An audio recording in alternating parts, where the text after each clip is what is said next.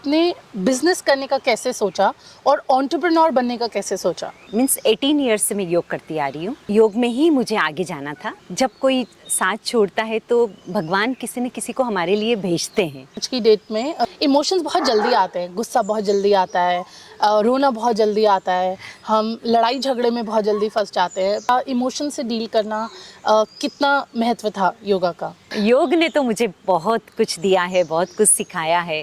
Emotions पर control करना, कैसे मन की शांति मिले। तब आपने कहाँ से सोचा और कैसे डिसाइड किया कि आश्रम में क्या क्या होगा और कौन सी चीज़ किस चीज़ के लिए होगी? इसके लिए मुझे पूरा सपोर्ट मिला गुरुजी का। तो उनने ये सब स्टार्ट किया और मैंने उसे फॉलो किया। कोई भी चीज़ हम बाहर से लाना पसंद करते ही नहीं हैं। बिल्कुल, चाहते हैं बिल्कुल। कि हर चीज़ यहाँ पर ग्रो करें और हम बिल्कुल। लोग यहाँ स्पेशली ध्यान रखते हैं सात्विक भोजन।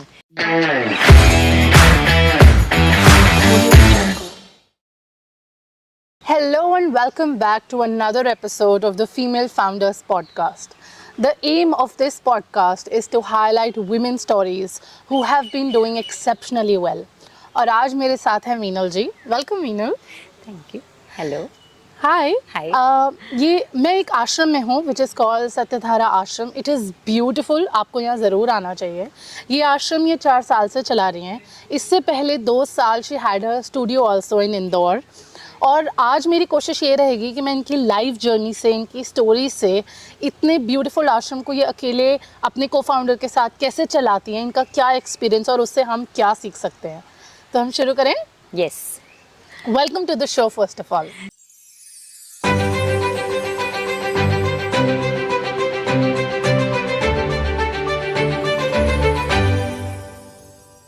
Thank you Manmeet. Yes, to begin with मैं सबसे पहले आपसे ये पूछना चाहती हूँ कि आपने बिजनेस करने का कैसे सोचा और एंटरप्रेन्योर बनने का कैसे सोचा? क्योंकि मेरे हस्बैंड आकस्मिक घटना घटी, उसमें मेरा साथ छोड़ गए। तो मैंने सोचा कि मुझे अब आगे कुछ करना है। और मैं योग पहले से करती थी। मीन्स 18 ईयर्स से मैं योग करती आ रही हूँ। तो योग में ही मुझे आगे जाना था।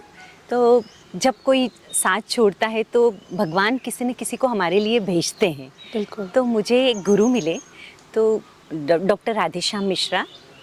गुरुजी से मैंने टीचर्स ट्रेनिंग कोर्स किया। अब जब योग में इंटरेस्ट था तो टीचर्स ट्रेनिंग कोर्स करने के बाद सोचा कि कुछ किया जाए, तो फिर योग स्टूडियो स्टार्ट किया। मेरी एक फ्रेंड ने मुझे उसमें बहुत सपोर्ट किया, अनुपा जैन उसका नाम है। तो वो बोली कि नहीं, तुम घर में नहीं बैठोगी, तुम्हें कुछ करना है। उसने मेरे लिए बहुत कुछ स्टार्ट करके और मुझे आगे बढ़ाया। फिर मैंने योग स्टूडियो किया। फिर एक बहुत मन में इच्छा थी कि एक ऐसा आश्रम हो जहाँ मैं हेल्थ, हैप्पीनेस एंड पीस के साथ रह सकूं और लोगों को हेल्थ के लिए अवेयर कर सकूं, योग को प्रमोट कर सकूं। ऐसा मेरे मन में आया और गुरुजी ने मुझे सपोर्ट किया कि कैसे हम लोग आश्रम डेवलप करें और उसमें हम लोग ये सब कर सकते हैं। आपका जो सपना है वो पूरा हो सकता है। बिल्कुल, बिल्कुल। आई थिंक आपने जो बात योग और हेल्थ की वो आज की डेट में स्पेशली जब हम लोग घंटों लैपटॉप पे बैठे रहते हैं, काम करते रहते हैं, कई बार हम खाना छोड़ देते हैं, मील्स मिस हो जाती हैं, फैमिली के साथ टाइम मिस हो जाता है। आज की डेट में बहुत ज़रूरी है इस मैसेज को आगे लेके जाना। Yes. लेकिन हम आगे बढ़ें इससे पहले मैं एक कदम पीछे लेना चाहूँगी और मैं ये पूछना चाहूँगी, आप स्टूडियो करने से पहले, उससे पहले क्या आप कोई काम कर रहे थे? नहीं, मैं घर में ही रहती थी, Okay. House maker.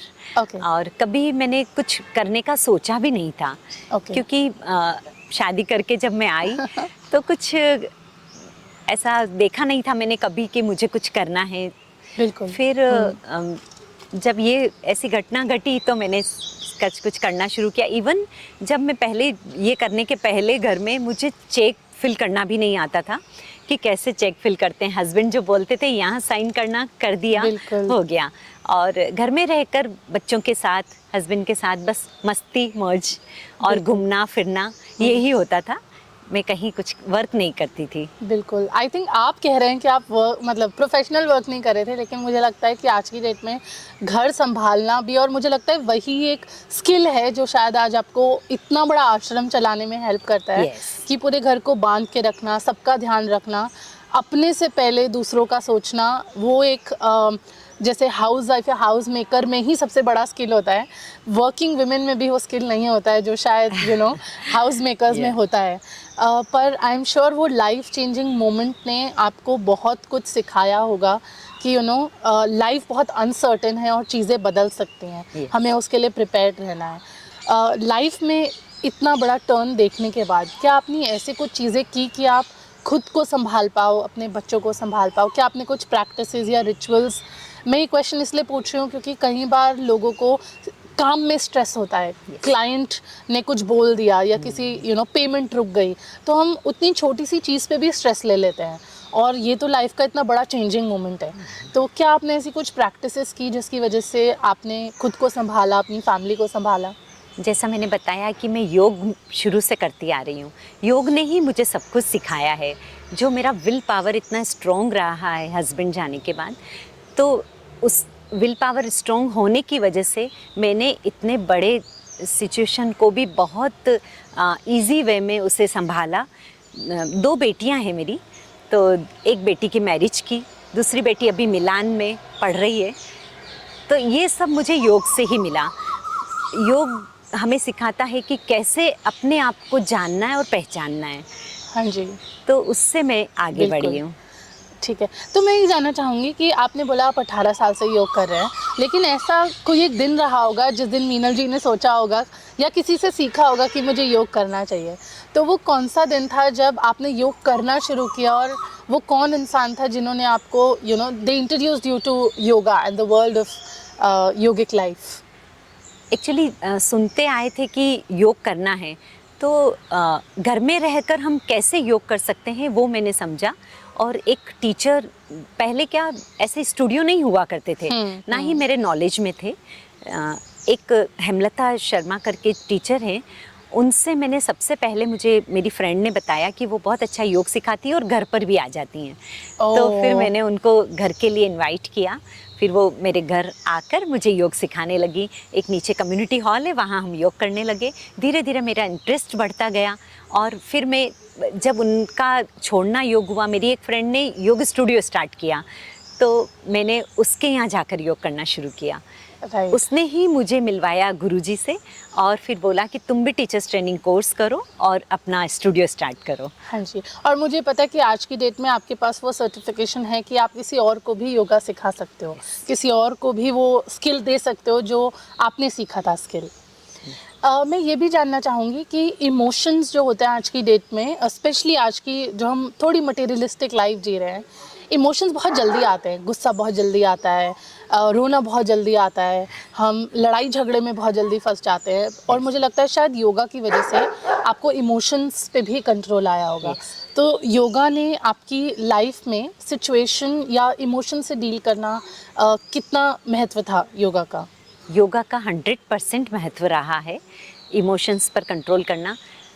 एक्चुअली इतना आसान नहीं था मेरे लिए ये सब करना, कि यहाँ जो सिचुएशन में देखती हूँ, बहुत बार ऐसा होता है, कितनी बार ऐसा भी लगा मुझे कि नहीं, ये मैं नहीं कर पाऊँगी, क्योंकि कभी कभी अकेले फील होता है कि अकेले, लेकिन एक जब वापस मैं सोचती हूँ कि नहीं, कोई तो शक्ति मेरे साथ है ऐसी कि जो मुझे ये करवा सकती है, मैं कर सकती हूँ, नहीं तो मेरे लिए, मैं अकेले नहीं पॉसिबल है ये।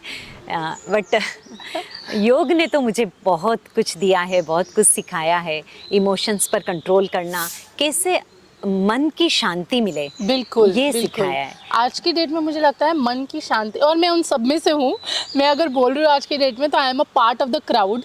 मुझे लगता है मन की शांति ही शायद हमारे में मिसिंग है। Yes. हम वो शांति बाहर ढूंढ रहे हैं, अपने काम में ढूंढ रहे हैं, लेकिन मन की शांति आज हम में मिसिंग है। आपने अपनी जर्नी के बारे में बताया, आपने कैसे शुरू किया, कैसे योगा आपके लाइफ में आया, और अब मुझे जानना है कि ये बहुत सुंदर आश्रम है। अगर आप कभी भी इंदौर में आओ तो प्लीज़ कम टू द आश्रम, स्टे इन द आश्रम, यू विल लव हियर। मेरा मन कर रहा है कि मैं और दिन रुकूं, मैं रुक नहीं सकती हूँ, बट ये इतना सुंदर आश्रम है।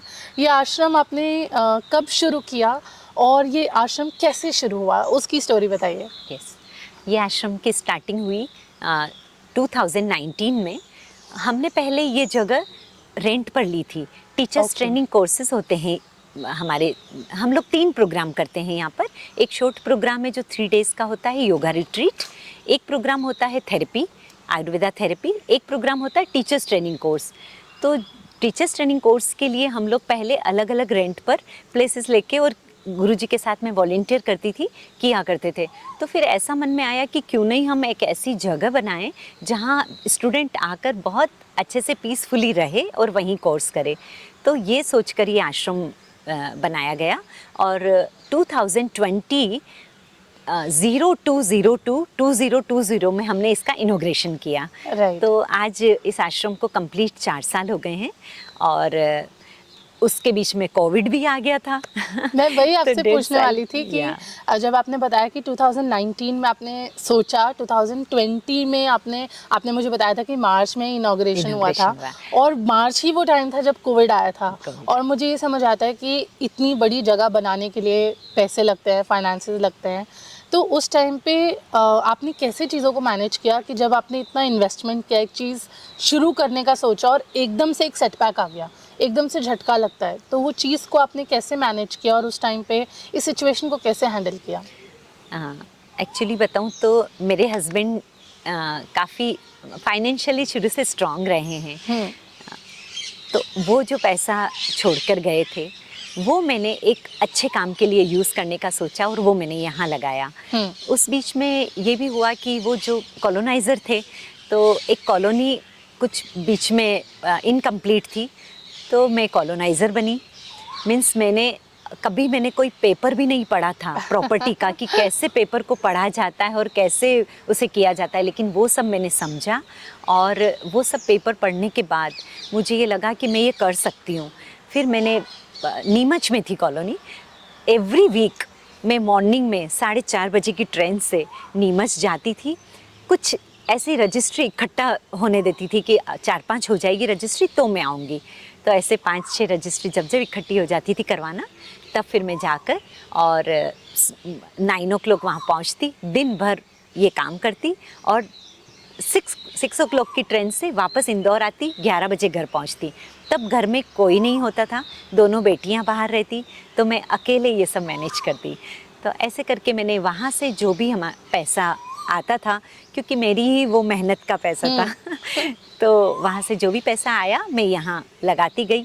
आज मैंने देखा उस टाइम पे जब ये करने लगी मैं, तो बहुत लोग अगेंस्ट हुए, नाराज़ भी हुए कि तुम कहाँ पैसा डाल रही हो, तुम अकेले कर पाओगी ये सब, कैसे करोगी, इतना जंगल में रहना करना कैसे होगा। पर मैंने कहा नहीं, मुझे करना है। मैंने किसी की नहीं सुनी, मैंने सिर्फ अपने मन की सुनी और मैंने आज ये वो पैसा आज सभी को दिख रहा है। आज सब लोग इतना प्राउड फील करते हैं उस बात पर कि तुमने जो किया बहुत अच्छा किया। मेरे बच्चे भी आज प्राउड करते हैं कि मम्मा, आज हम लोग हमारे फ्रेंड्स को एग्जाम्पल देते हैं कि मम्मा ने 50 के बाद कुछ करियर स्टार्ट किया है। बिल्कुल बिल्कुल। तो आज सभी खुश हैं इस बात से। बिल्कुल, मुझे लगता है कि ये थोड़ा सा हमारी सोसाइटी का, मैं कह लूँ, आयरनी भी है कि जब हम कुछ कर रहे होते हैं तो सिर्फ हमारे लव्ड वंस होते हैं या परिवार के लोग होते हैं जो हमें बोलते हैं कि नहीं आगे बढ़ो।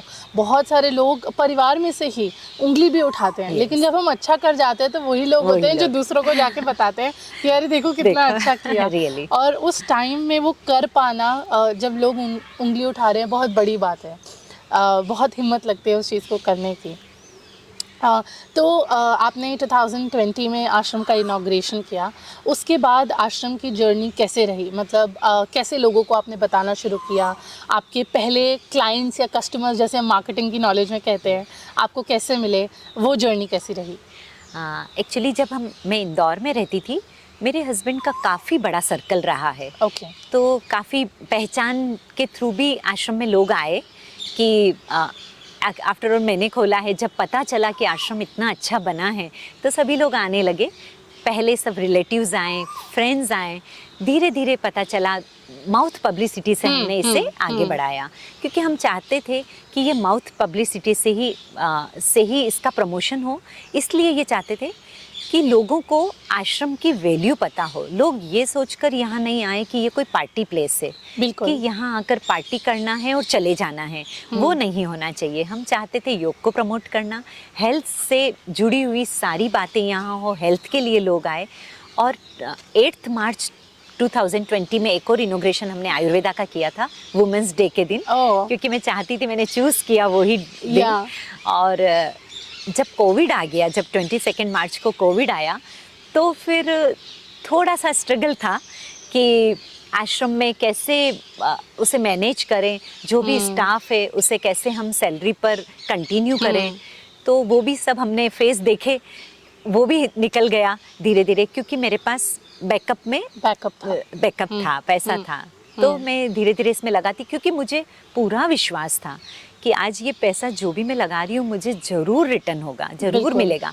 और पैसा ना मिले, मुझे पैसे की रियल बताऊँ, मुझे कोई नीड नहीं बिल्कुल, है, बिल्कुल। क्योंकि मुझे अकेले में क्या नीड है।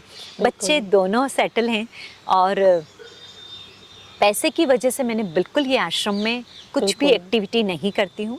कमर्शियल ये आश्रम नहीं बनाना चाहते हम लोग। इससे हम लोग चाहते हैं कि ये फैमिली जैसा लोग यहाँ पर आकर फील करे, रहे। खाना हम लोग पूरा ऑर्गेनिक यहाँ पर उगाते हैं, तो मैंने उसका भी खाना एक खाया है, यहाँ का खाना बहुत टेस्टी है। मतलब खाना हम ज़्यादा खा लेते हैं, इतना टेस्टी खाना है, क्योंकि बिल्कुल सात्विक फूड है। अब मैं थोड़ा आपसे पूछना चाहूँगी कि आप आश्रम के बारे में बता रहे थे कि आप चाहते हैं कि लोग एज फैमिली आएँ, यहाँ टाइम स्पेंड करें। मुझे लगता है आश्रम इस गोल से भी बना है कि लोग अपने आप से जुड़ें, अपनों से जुड़ें, क्योंकि आज वही हो रहा है, लोग अपने से दूर हो रहे हैं, अपनों से दूर हो रहे हैं। बिल्कुल। और साथ ही साथ वो उनको पूरा एनवायरनमेंट मिलता है कि एकदम शांत है, शोर शराबे से दूर है। तो आपने यहाँ का सब कुछ मतलब मन में कैसे डिसाइड किया? जैसे यहाँ का खाना है, खाने के बारे में आपने यहाँ का मेन्यू, या क्या बनेगा या क्या चीज़ें होंगी, और सब कुछ ऑर्गेनिक होता है, जो भी फार्म में उगता है वही आप वही खाने पे यूज़ बनाते करते हैं, हैं। yes। तो वो सब आपने कहाँ से सोचा और कैसे डिसाइड किया कि आश्रम में क्या क्या होगा और कौन सी चीज़ किस चीज़ के लिए होगी? इसके लिए मुझे पूरा सपोर्ट मिला गुरुजी का, हम्म। क्योंकि गुरुजी इतने ट्रैवल कर चुके हैं बाहर कंट्रीज़ में कि उन्हें बहुत सारा नॉलेज है। तो हम कहीं ना कहीं से सीखते ही हैं। बिल्कुल। तो उनने ये सब स्टार्ट किया और मैंने उसे कंटिन्यू किया, बिल्कुल। मैंने उसे फॉलो किया। तो आज ऐसा हुआ है कि कोई भी चीज़ हम बाहर से लाना पसंद करते ही नहीं हैं। बिल्कुल, चाहते हैं बिल्कुल। कि हर चीज़ यहाँ पर ग्रो करें। मेहनत तो लगती है उसमें, बिल्कुल, पूरा बिल्कुल। देखना भी पड़ता है, बट हो जाता है। और ऑर्गेनिक फूड सभी के लिए, आज की जो हेल्थ के लिए है वो बहुत अच्छा है। सभी इस ओर जा भी रहे हैं, बिल्कुल। सभी चाहते हैं कि खाने में पेस्टिसाइड्स ना हो, बिल्कुल, तो फ्रेश हो खाना। फ्रेश खाना हो, खाना बॉडी तो को लगे। फ्रेश और कुक्ड फूड हमेशा हेल्थ के लिए बहुत अच्छा होता बिल्कुल, है। और हम बिल्कुल। लोग यहाँ स्पेशली ध्यान रखते हैं सात्विक भोजन। सात्विक भोजन मीन्स उसमें ज़्यादा ऑयल ना हो, मसाले ना हो। तो हम लोग वो अगर खाना डेली खाते हैं, दिन में 3 बार भी खा लें, लेकिन उसका इफेक्ट हमारे शरीर पर बहुत ज़्यादा नहीं पड़ता है। बिल्कुल। वो हेल्दी ही हो रहेगा, वेट नहीं गेन करते हैं उससे। बिल्कुल। मैं आपसे ये भी पूछना चाहूँगी, जैसे आप बता रहे थे जर्नी के बारे में, आश्रम में आपने क्या क्या किया, कैसे कैसे सीखा, और गुरुजी से सीख के आप आगे बढ़े। लेकिन मुझे ये भी पता है, और आप प्लीज़ मुझे करेक्ट करना अगर मैं गलत हूँ, मुझे ये भी पता है कि हम जब हिम्मत करके आगे बढ़ने की कोशिश करते हैं, स्पेशली लाइफ में इतने झटके और इतने बड़े झटके खाने के बाद जब हम आगे बढ़ने की कोशिश करते हैं, कभी कभी मन में आता है, या कभी कभी ऐसा दिन आता है कि लगता है नहीं करना है, बस हो गया, मतलब मुश्किल हो रहा है, नहीं हो रहा है। क्या आपको ऐसे दिन आए जहां आपको लगा कि अब नहीं, और वो दिनों में आपने क्या ऐसा किया कि आपने खुद को वो हिम्मत दी कि नहीं, मुझे आगे बढ़ना है? काफ़ी बार लगा, काफ़ी बार रोना भी आ गया इसके लिए कि नहीं, अब मुझे नहीं करना है, मैं नहीं कर पाऊँगी। ऐसा कब हुआ, जब कभी हो जाता है कि आश्रम में कोई नहीं है। कभी कभी ऐसी भी सिचुएशन आई है कि आश्रम में मैं अकेले रही हूँ 1 वीक, 10 दिन, कभी 2 दिन। तब ऐसा लगा कि यार कैसे होगा। बट कोई ना कोई मेरे पीछे एक शक्ति रही है। मुझे कभी कभी लगता है कि नहीं, मेरे हस्बैंड का नाम वीरेंद्र है, वीरेंद्र मेरे साथ हैं, और उनका कहीं ना कहीं एक ऐसा यहाँ पर कुछ तो है, कुछ तो प्रेजेंस है उनकी यहाँ पर। आपने देखा होगा, एक आयुर्वेदा का बोर्ड लगा है वहाँ पर, तो ये मैंने पूरा मेरे हस्बैंड की मेमोरी में ही ये आश्रम बिल्ड किया है। ओह, पूरा आश्रम ओके। बनाया है उसी पर्पस से। हेल्थ तो है ही, लेकिन ये है कि उनकी मेमोरी रहे मेरे साथ। तो ऐसा मुझे लगता है कि वो कहीं ना कहीं मेरे साथ हैं। फिर बिल्कुल। से वो ये सोच के और मैं आगे बढ़ी कि बिल्कुल। नहीं, मैं कर सकती हूँ, मैं रह सकती हूँ, मुझे कोई डर नहीं है। और फिर योग भी ये सिखाता है कि डरना नहीं है। डर मेरे जीवन में वाकई बोला जाए तो योग ने ही पूरा खत्म कर दिया है। मुझे लगता है कि आपकी स्टोरी सुन के ऐसा लगता है कि योगा एक ऐसी चीज़ रही है जिसने आपको हर मुश्किल, हर दिक्कत, हर परेशानी से आगे बढ़ने की हिम्मत दी है, और उसी योगा को आज आप दूसरों तक लेके जाना चाहते हैं, वो मैसेज आगे लेके जाना चाहते हैं। जी। मैं आपसे ये ज़रूर पूछना चाहूँगी कि अगर हम हेल्थ की बात करें और हम योगा की बात करें, तो ये मैसेज आप लोगों तक क्यों लेके जाना चाहते हैं? हेल्थ क्यों इम्पोर्टेंट है और योगा का इतना महत्व क्यों है? योग से हमें, जैसा मैंने आपको बताया, मन की शांति मिलती है। हम अगर योग करते हैं तो हम अपने आप को जानने लगते हैं। हम किसी दूसरे पर डिपेंड नहीं रहते हैं। कोई चीज़ हमें दूसरों को पूछने की ज़रूरत नहीं पड़ती है। हर क्वेश्चन का आंसर हमें खुद से मिल जाता है। योग का जीवन, योग एक लाइफस्टाइल है। योग सिर्फ आसन नहीं है कि हमने कुछ आसन कर लिए और योग हो गया। हाँ। योग पूरा जीवन है। योग हमें जीने का तरीका सिखाता है, कैसे हम कुछ न कुछ जो काम करें वो फोकस के साथ कर सकें। बिल्कुल। कॉन्फिडेंस आता है योग से। बिल्कुल। आज मेरे में जो कॉन्फिडेंस आया है, मैं घर से कभी निकली नहीं थी, लेकिन आज मैं आपके सामने हूँ और इस तरह बात कर रही हूँ, वो मेरे लिए इमेजिनेशन से बाहर है कि मैं सोच नहीं पा रही हूँ कि आज मेरा इंटरव्यू कोई कभी इस तरह होगा और मैं इस तरह बात करूँगी। बिल्कुल।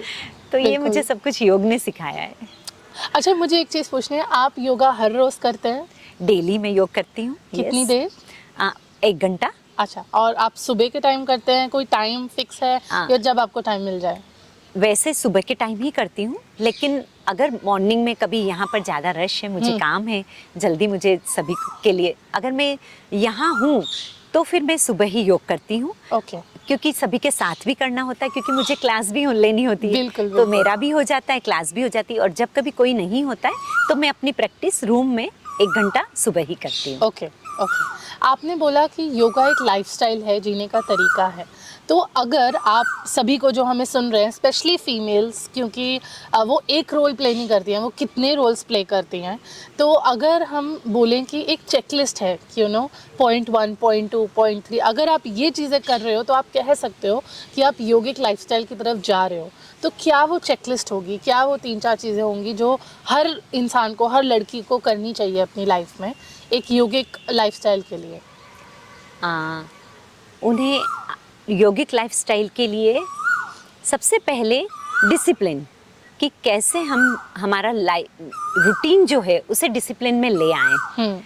कि मॉर्निंग से इवनिंग हम क्या करें ऐसा कि हम योग की तरफ भी आ जाएं और हमारा काम भी हो जाए। तो 1 घंटा आप सुबह अपने लिए निकालें।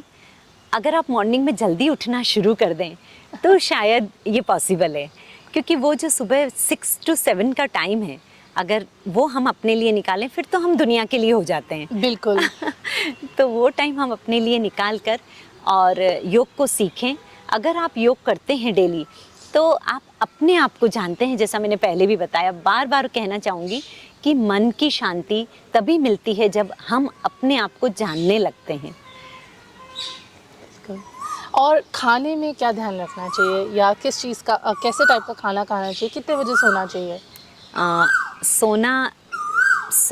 सोने का एक मैं बात कहूँगी कि आज जो जनरेशन है वो कोई टाइम से नहीं सो पाता है, लेकिन सोएं कभी भी, लेकिन एक उठने का टाइम बना लें। एक नियम बनाएं कि हम उठेंगे 6 बजे ही, फिर सोएं कभी भी। तो ऑटोमेटिकली क्या होगा कि स्केड्यूल चेंज हो जाएगा आपका। आप जब 6 बजे उठने लगेंगे, रात को जल्दी सोने का मन करेगा, जल्दी नींद आएगी, तो एक रूटीन अपने आप बनने लगेगा। बिल्कुल, थैंक यू। और मैं आपसे ये चीज़ ज़रूर पूछना चाहूँगी कि आपकी पूरी जर्नी में 6 साल, 2 साल आपने इंदौर में स्टूडियो खोला, 4 साल से आप आश्रम चला रहे हैं और अभी बहुत लंबी जर्नी बाकी है। ये लास्ट 6 साल में ऐसा कोई एक लेसन था, specially as a business women, as an entrepreneur, ऐसा कोई एक लेसन था जो आपको लगा कि ये चीज़ मैंने सीख ली तो मेरा बिजनेस बेटर होगा? और मुझे पता है कि आप आश्रम का एज बिजनेस नहीं देखते हैं, लेकिन फिर भी अगर आप किसी की मदद कर रहे हैं जी। तो वो मदद करने के लिए भी आपको वो ट्रांजैक्शन चाहिए। लोग आते रहेंगे, पे करेंगे, तब आश्रम आगे जाएगा, तो वो एक राइट। ट्रांजैक्शन चाहिए। तो ये पूरे 6 साल की जर्नी में कहीं आपको लगा कि ये चीज़ जो थी ये मुझे सीखनी थी और ये बहुत इंपॉर्टेंट थी मेरे बिजनेस के लिए? कोई एक ऐसा लेसन जो आपको लास्ट 6 साल में मिला हो बिजनेस से रिलेटेड? पेशेंसली काम करना। अगर हम में पेशेंस है तो फिर कुछ भी हो जाए हमारा बिजनेस ग्रो करेगा ही। बिल्कुल। तो बिल्कुल। वो चीज़ मैंने सीखी है। पहले मुझ में नहीं था पेशेंस लेकिन ये चीज़ मुझे यहाँ आकर मिली। और एक कॉन्फिडेंस हम्म। कॉन्फिडेंस लेवल जो इम्प्रूव हुआ है वो भी मेरा इन्हीं 6 साल में हुआ है। तो बिल्कुल। अगर हम कॉन्फिडेंस से ही काम करेंगे तो हम ज़रूर आगे बढ़ेंगे। और एक चीज़ अपने मन की सुनना, मैंने अपनी मन की सुनना स्टार्ट किया जब से, तो कुछ ना कुछ ऑटोमेटिक रास्ता निकल आता है कि बिल्कुल। नहीं ऐसा नहीं, ऐसा हो सकता है। बिल्कुल, बिल्कुल। हम टुवर्ड्स द एंड पहुंच रहे हैं, लेकिन ख़त्म करने से पहले मैं आपसे 2 सवाल पूछना चाहूँगी। एक, मैं आपसे पूछना चाहूँगी कि आप मुझे थोड़ा-सा आश्रम के बारे में बताओ, और अगर कोई आश्रम में आता है, तो वो क्या एक्सपीरियंस के साथ वापस जाएँगे और उनकी क्या मेमोरीज़ रहेंगी अगर वो आके 2 दिन आश्रम में स्टे करते हैं तो? जब लोग यहाँ आश्रम में आते हैं तो कुछ और मेंटेलिटी के साथ आते हैं। उन्हें लगता है कि बहुत सुंदर जगह है तो हम लोग यहाँ पर क्यों ना एंजॉय करें, मस्ती करें, मज़े करें। वो तो करना ही है, साथ में हम चाहते हैं योग करें, तो वो हम यहाँ करवाते हैं। बट जब फर्स्ट डे वो आते हैं वो बहुत अलग होते हैं, लेकिन जब वो यहाँ से जाते हैं तब उनका माइंडसेट इतना चेंज हम लोग देखते हैं कि उनमें कभी कभी ऐसा कोई किसी के साथ ऐसा होता है कि ड्रास्टिक ट्रांसफॉर्मेशन हो जाता है कि नहीं अब हमें योगिक लाइफ जीनी है। वो क्यों होता है यहाँ पे, जो हम लोग यहाँ का रूटीन बना रखा है, जैसे मॉर्निंग में 6 o'clock मेडिटेशन होता है, फिर योग की क्रियाएं होती, जो हम योग की क्रियाएं करवाते हैं वो लोगों को बहुत अट्रैक्ट करती है। एक है जल नीति, जो कि हाँ। ENT को कैसे हम लोग मैनेज नोज़ करें, क्लियर करने या के लिए। नोज क्लियर करने की, पूरा ENT का मैनेजमेंट हुँ। कि कैसे हम उसे मेंटेन रखें। तो वो एक बहुत अच्छी क्रिया है हमारे पास योग में, वो हम करवाते हैं। एक होता है वमन धोती, जो कि एसिड जो हमारा डेली बनता है उसे हम कैसे क्लीन कर सकें, तो वो हम लोग करवाते हैं।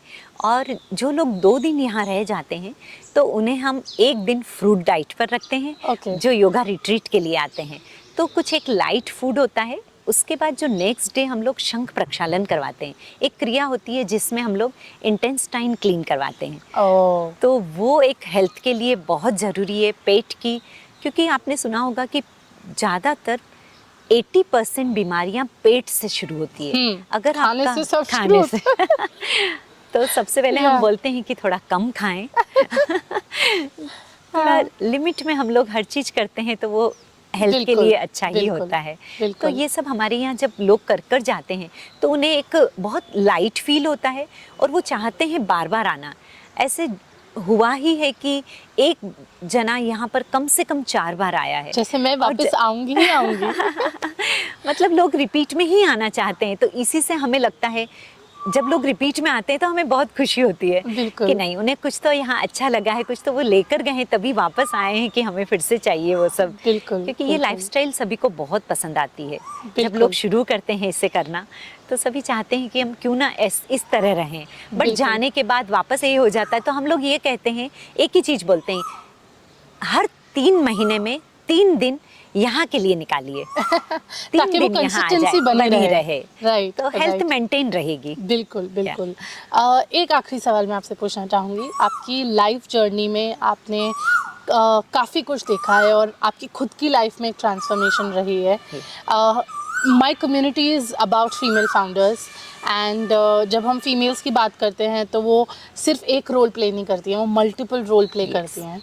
तो मैं आपसे पूछना चाहूँगी, आप क्या वो एक एडवाइस देंगे विमेन को अपनी पर्सनल लाइफ के लिए और एक प्रोफेशनल लाइफ के लिए, आपके एक्सपीरियंस के बेसिस पे? मैं आप सभी से ये कहना चाहूँगी, स्पेशली वुमेन से, कि किसी पर डिपेंड ना रहें, अपने मन की सुने, जो मन कहे वो करें, और जिस भी फील्ड में जाएं, जो भी करने जाएं, वो ऑनेस्टली करेंगे तो एक ना एक दिन सक्सेस ज़रूर मिलेगी।